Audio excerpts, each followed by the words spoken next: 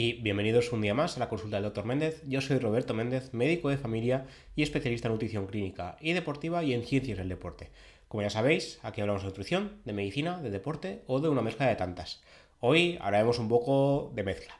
Antes de empezar, como siempre, os recuerdo la Academia Nutricado, cursos de nutrición y deporte. Por un lado está Raquel Casares, la nutricionista, que hablará de la parte práctica, y yo, que hablaré de la parte teórica científica. Como siempre, os animo a entrar en la web edu.nutricado.es. Y ya, sin más dilación, hoy hablaremos sobre la vitamina B12 o cobalamina, la vitamina muy conocida en vegetarianos y veganos porque se debe o se aconseja suplementar. Digo se debe porque si no podemos acabar muy mal, pero también vemos déficit de vitamina B12 en población general no vegetariana ni vegana. Así que hay que tener cuidado de tener niveles óptimos de esta vitamina, que a nivel analítico muchas veces hay ciertos errores porque las analíticas habituales de laboratorio dan como buenos rangos, rangos que no lo acaban de ser, y además la suplementación también hay que tener un poquito de cuidado con ello. Para empezar, hablaremos un poquito de qué es la vitamina B12, de dónde se puede obtener y algunos fallos de concepto que aún existen hoy en día. Voy a intentar hacerlo lo más ameno posible porque realmente el ciclo metabólico de la vitamina B12 es un cacao. Hablando mal y claro, es bastante complejo. La vitamina B12 y la vitamina B9 o ácido fólico tienen muchísima relación. Una no puede convivir sin la otra. No puede haber niveles óptimos de una sin la otra, pero hay fallos donde suplementar una parece mejorar la otra, pero no es así. Me explico. Por ejemplo, cuando hay una anemia por falta de B12, si damos ácido fólico, vitamina B9, la anemia se soluciona. Problema solucionado. Pues no. Lo que sucede ahí es que a nivel sanguíneo mejora la persona que tenga la anemia, pero a nivel neurológico sí que hay síntomas. Entonces, no podemos dar ácido fólico para mejorar una anemia por falta de B12, porque aumentaremos los síntomas. Solucionaremos la anemia, pero aumentaremos síntomas de otra cabida. En lugar de ser a nivel sanguíneo, será a nivel neurológico. ¿Vale? Es lo que llamamos trampa de folatos. Es un concepto que a nivel médico se tiene en cuenta, pero no tanto como se debería, y es algo que se debería saber. Entonces, si hay falta de B12, hay que dar B12, no hay que dar ácido fólico, ¿vale? Muchos suplementos son combinados para dar B12 y ácido fólico, pero un exceso de ácido fólico puede ser malo en déficit de B12, entonces hay que suplementar B12 como toca, ¿de acuerdo? Esto para empezar por un lado y para que no se me olvide a mí de decirlo después. ¿Qué pasa con la B12? Se suele creer que la vitamina B12 o cobalamina es de origen animal, que debemos consumirla a través de productos animales. Es cierto a medias. Realmente los animales obtienen la vitamina B12 por diferentes vías. Lo más normal y natural sería a través del pasto, porque ahí es donde están las bacterias que fabrican la B12. Entonces los animales comen pasto, comen las bacterias que fabrican B12, se enriquecen en B12 y nosotros cuando comemos productos de origen animal tenemos vitamina B12 para poder vivir. Vaya, la vitamina B12 es esencial para vivir. Pero también se puede ver en alimentos de origen vegetal, aunque no se absorbe como toca. Entonces, siempre se debe consumir vitamina B12 a través de alimentos de origen animal que a su vez lo han consumido de otra zona, bien por el pasto de forma natural o en alimentos fortificados adrede para poder tener B12 ellos mismos, ¿vale? El pienso, por ejemplo, hoy en día está fortificado y muchas veces se suplementa a los animales a propósito para que tengan la B12 como toca.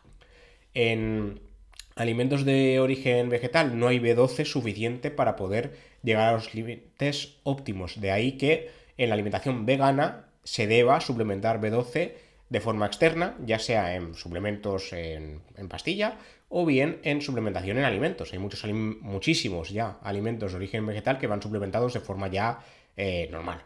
¿Vale? Entonces es muy fácil hoy en día, por suerte, llegar a esto.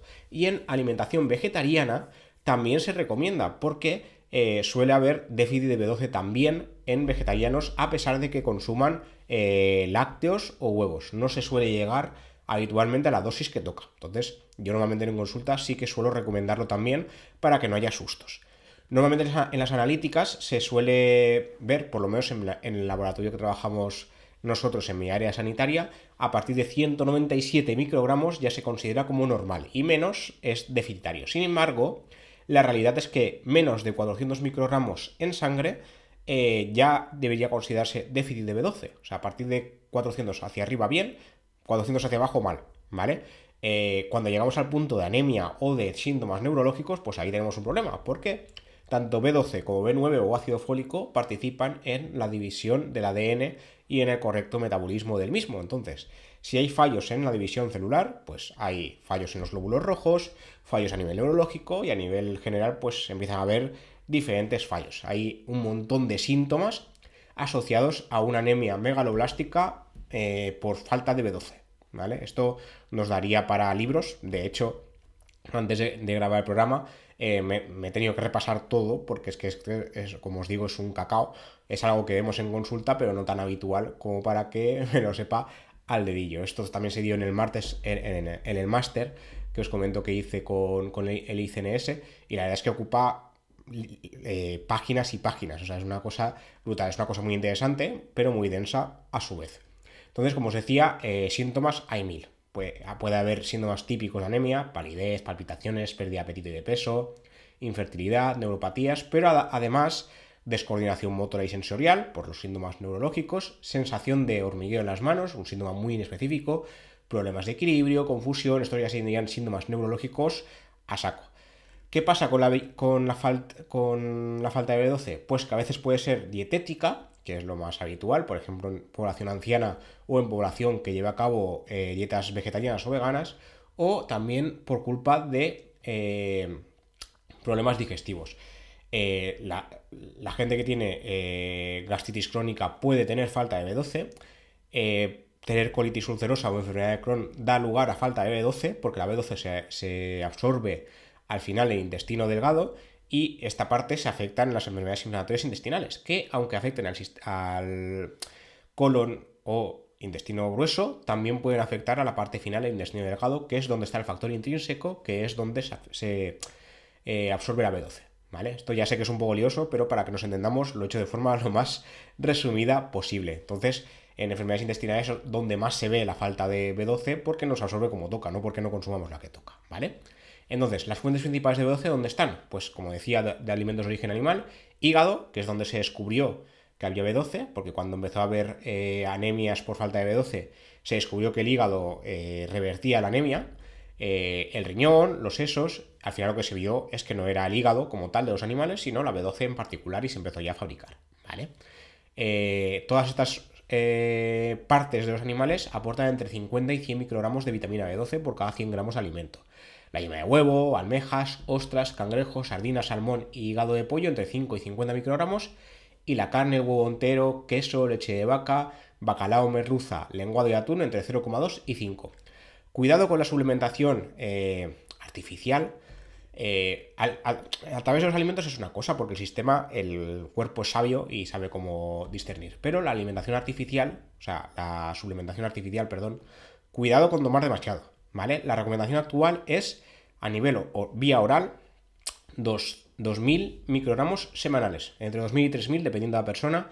Esto puede individualizarse, pero a nivel general es lo habitual. ¿Qué pasa si nos pasamos? Pues que el sistema se satura. Se satura no porque se estrese, sino porque bueno, sí, la forma de decirlo es que se satura. O sea, si damos más de lo que toca, no se absorbe tanto como damos. Entonces llega un punto donde damos mucha B12, y el sistema orgánico, nuestro cuerpo, no absorbe mucho menos de lo que debería. Entonces hay que dar dosis bajas para llegar al nivel óptimo como toca, ¿vale? Esto es muy importante.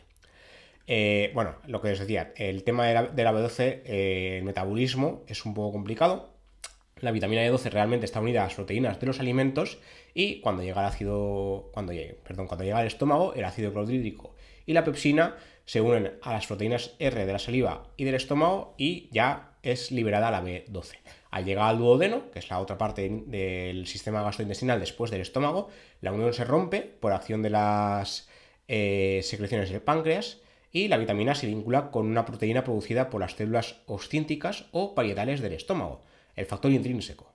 Ese proceso se terminará en el íleon, que es la parte final del intestino delgado, que, como os digo, si falla, como es en las enfermedades intestinales, el problema no es que no tomemos bastante B12, sino que no absorbemos bastante, ¿vale? Entonces ahí ya la suplementación no puede ser vía oral, sino que tiene que ser inyectable, En algunos casos nos toca hacerlo inyectable. De hecho, en la población anciana solemos hacerlo así, a nivel de consulta médica, quiero decir, porque también es más fácil para muchos de ellos y es una vez al mes, ¿vale? Y a nivel gastrointestinal muchas veces no lo absorben como toca. A nivel intestinal tan solo se absorbe entre 1 y 2 microgramos, que sería suficiente para una ingesta óptima diaria. En el hígado pueden acumularse entre 1000 y 2000 veces esta cantidad, por lo que los déficits a veces tardan años en manifestarse, ¿vale? A nivel de dietas vegetarianas y veganas, como digo, no se llega a ingerir suficiente y se recomienda enriquecer la dieta con suplementación artificial, aunque queramos hacerlos de forma alimentaria, con alimentos que se supone que tienen, por ejemplo hay algas que contienen B12, no es suficiente y es peligroso intentar hacerlo así. De hecho ya tenía algún caso que ha venido a consulta y me decía, yo es que sí que me tomo B12 porque tomo algas tal, y no, acaba yendo mal la cosa, mal la recomendación, como os digo, ni levaduras ni demás. Lo ideal sería tomarlo en forma de suplemento en comprimido en este caso. Por ejemplo, la espirulina, que contiene pseudo B12, es biológicamente inactiva y no hay evidencias de que pueda servir como suplemento. Entonces, cuidado con esto porque podemos tener un problema por evitar la suplementación, ¿vale? Luego, ya para terminar, que tampoco quiero alargarme mucho, aparte de la B12, hay otras vitaminas B, porque el grupo B es muy amplio, B1, B2, B6, B9, que hay que tener en cuenta y también sirven para tener una correcta y adecuada salud neurológica. En este caso tenemos la B1 o tiamina, que ayuda en las funciones celulares básicas y el metabolismo energético, y un nivel bajo de esta puede dar lugar a un déficit cognitivo que puede llegar a ser grave. La B2 o riboflavina funciona como asistente de las enzimas en las células implicadas en distintas funciones cerebrales y del cuerpo en general, y previene el daño de los vasos sanguíneos. La B3 o niacida es un antioxidante que disminuye la inflamación corporal y está vinculada a más de 400 enzimas que producen elementos como la grasa con la que se alimenta el cerebro. De hecho, también está considerada como un neuroprotector, la B3, y en algunos animales su reducción se ha asociado con aguantar menos la radiación. O sea, si nos ponemos la radiación aguantamos hasta cierto punto, pero a largo plazo, pues la radiación, como sabéis, mata. La vitamina B5 o ácido pantoténico se asocia con muchas reacciones químicas que tienen lugar en el organismo, sobre todo a nivel inmunológico y a la creación de la mielina, que es el protector, es como el aislante de los nervios. ¿Vale? La B de los nervios, quiero decir el sistema nervioso, no nervioso estar nervioso. La B6, perdón, o piridoxina es más conocida y se ha asociado con la prevención de enfermedades tanto neurológicas como cardiológicas. La B7 o biotina se asocia con el correcto funcionamiento de los neurotransmisores cerebrales. Y la B9 o ácido fólico, también un déficit de B9, sobre todo a nivel del embarazo, se ha asociado con un aumento de riesgo de defectos del tubo neural, que al final será el sistema nervioso cuando el recién nacido nazca, ¿vale? Y la B12 o cobalamina es la que hemos estado explicando hoy. Todas estas vitaminas se encuentran mayoritariamente en alimentos de origen animal, pero algunas de ellas también en alimentos de origen vegetal. Por ejemplo, el yogur contiene B2 y B12, el huevo es rico en B7, las legumbres son ricas en B9, B1, B2, B5 y B6, el salmón en B2, B3, B6 y B12, y las verduras de hoja verde son ricas en B9. El ácido fólico B9 es más de origen vegetal que animal, de ahí la llamada trampa de folatos, donde una anemia por B12 se soluciona en parte al consumir mucho folato, pero al final lo que da son síntomas neurológicos porque la B9 sigue estando en falta, ¿vale? Y luego las semillas de girasol pueden aportar hasta un 20% del valor diario recomendado de B5. Entonces, como os decía, todas las vitaminas B son importantes, pero la B12 y la B9 diría que son de las más importantes en general porque son las más deficitarias en ciertas dietas, como por ejemplo, como digo, la dieta vegetariana y vegana. Como os he dicho en los dos capítulos, las dietas basadas en plantas, como es el caso de las dietas vegetarianas y veganas, han demostrado reducir el riesgo cardiovascular, pero hay que tener en cuenta los déficits. Si se hacen bien, no tienen por qué haber déficits nutricionales, pero la B12 sí. O sea, la B12 siempre es recomendable suplementarla, ya sea o alimentos fortificados o ya suplementación en formato comprimido o cápsula, lo que sea, para no acabar en ningún susto.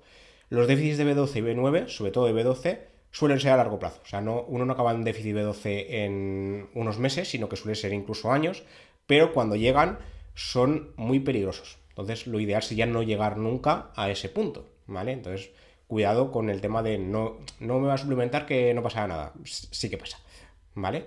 Y nada, esto es lo que os quería contar por hoy. Como siempre, gracias por ver, en este caso en YouTube, pero escuchar el podcast en las diferentes plataformas: Spotify, iVoox, Amazon Music, Apple Music, Pocket Cast, Google Podcast o la que utilicéis. Y nada, nos vemos y nos escuchamos en siguientes episodios. Hasta la próxima.